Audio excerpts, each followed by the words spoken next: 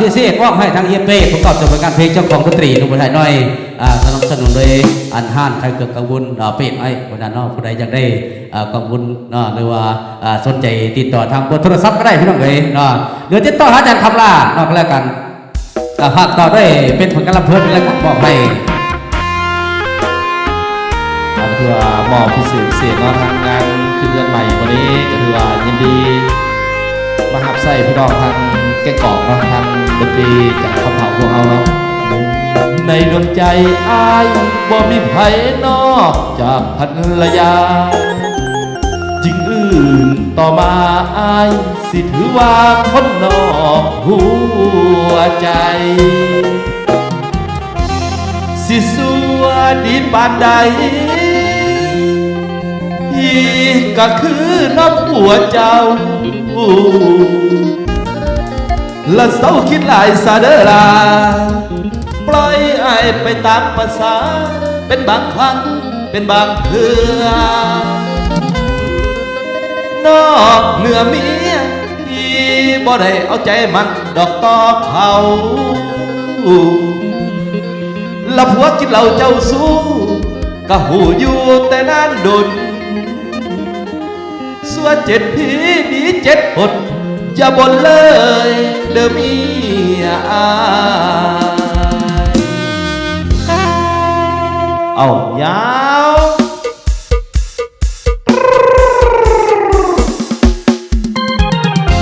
เฮ้เฮ้เฮ้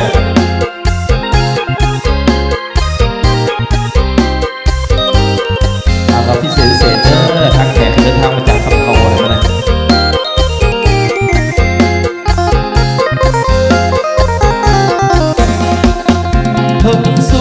กับผัวของเธอเด้อละบอกดูสิว่าไอ้หักลูกเมียสำใดมีเจ้าผู้เดียวจักไอ้ดีกว่าไผรู้สึกถึงใจความในสามีภรรยาคนสาผัวเจ้าที่เราเจ้าสู้เป็นเขาหัวโง่แถมยังดื่มเหล้าเมายา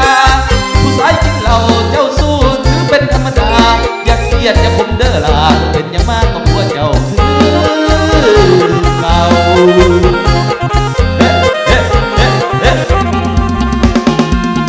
โบฮันวอลฮีของพ่อแม่โบฮันวอลฮีของพ่อแม่ผมถือแต่บ่ต้องฟันผ่อนใครนั้นบ่ให้หันผิดวางไว้ปากเป็นสามีภรรยาและคอยผมซ้อมเบาช็อตหัวเมาบางทีก็มีเหตุผลสมองสับสนนาลุกไปถูกอุ้มอกกลุ้มใจปรึกษาเจ้ายันไม่เข้าเพิ่มความนักใจโดยหาทางออกบ่ได้กลายเป็นนิสัยดื่มเหล้าเมายาอาจจะมีที่ทะเลทลายพวกชนไปกินบ่ได้นำไปใส่ผู้ชายกินเหล้าเจ้าสูบจังคืองูสุมนี่ผิดลายบ่แอมบ่อายพ่อเราเข้าปากความยากบ่มี